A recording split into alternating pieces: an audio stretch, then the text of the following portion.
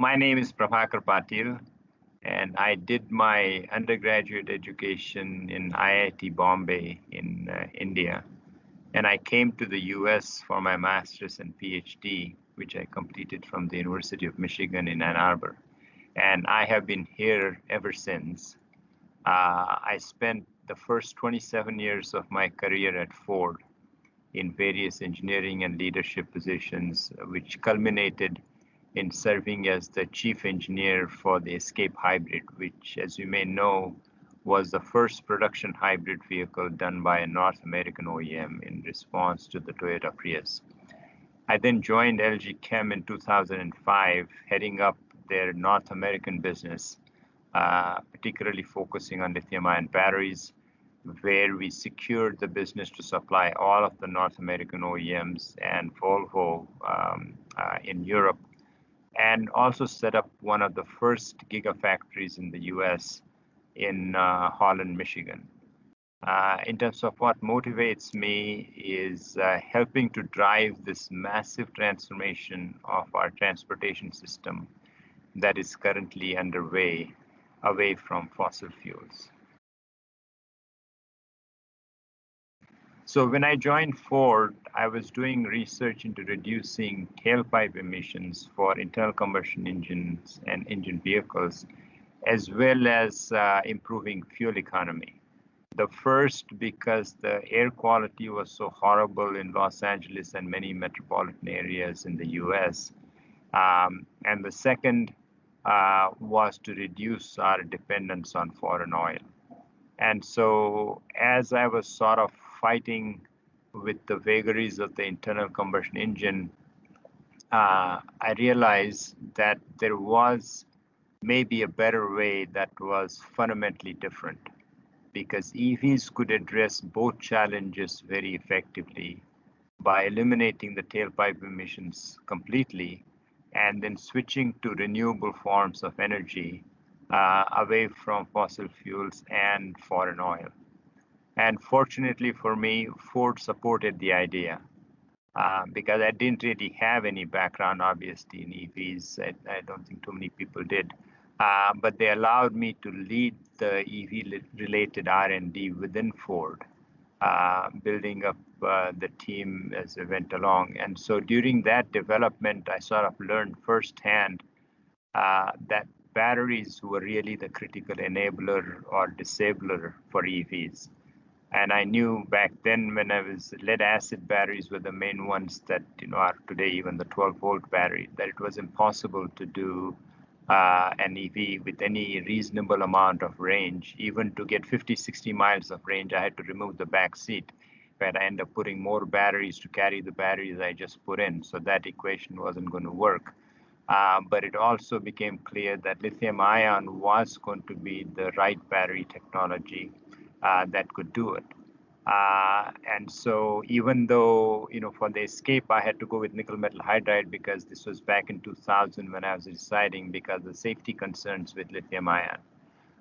But I knew that that was the technology of the future. And so that's when LG came calling in 2005, I decided to join them so I could do something about batteries rather than just complain, which is what I had been doing for the 25 years.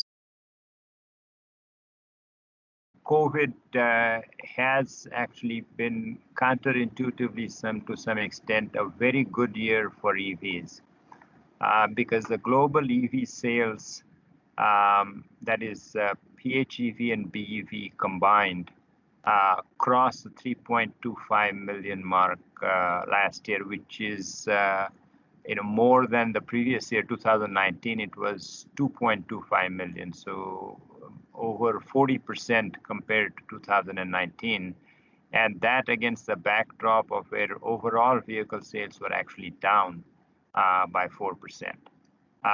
But the real success story for EVs during the pandemic is really Europe, because as you probably know, nearly 1.4 million EVs were registered in Europe last year, and that is 140% more than 2019.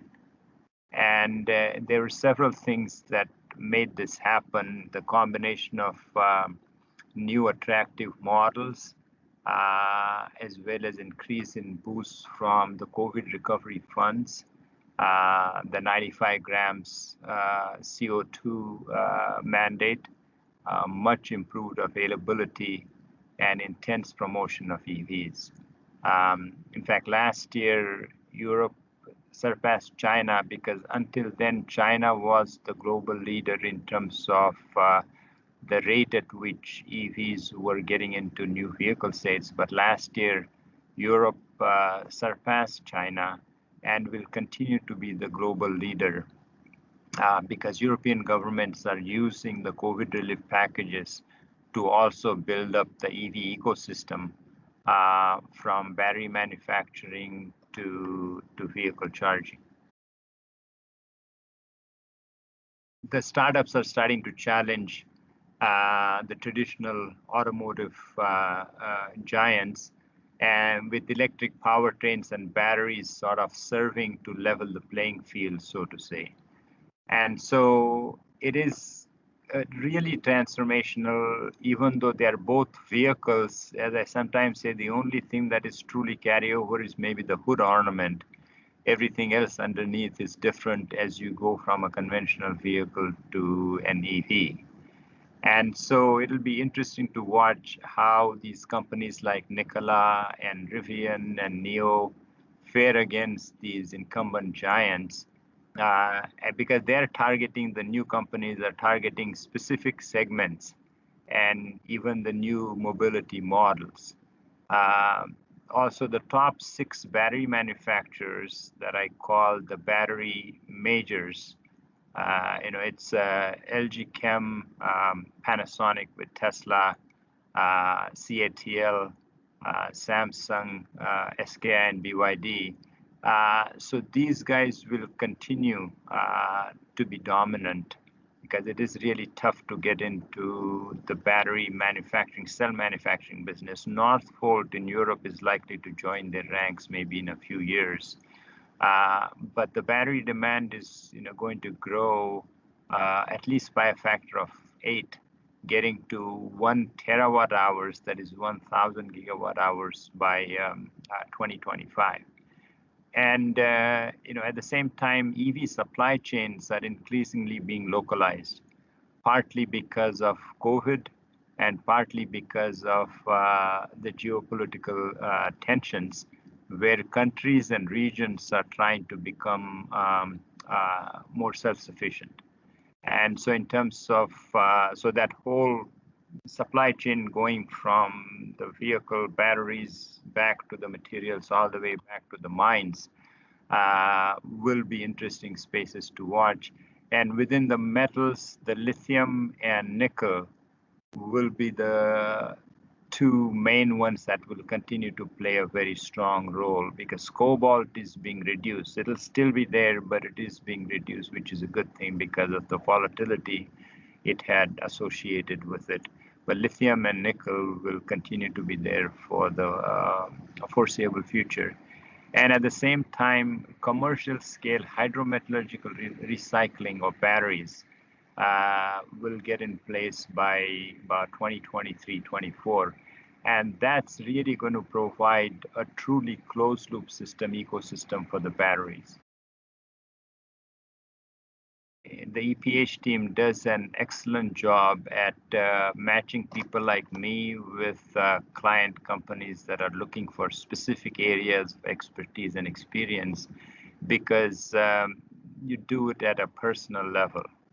And I have enjoyed working with all of the EPH team members that I've interacted with because they are professional, efficient, and personable.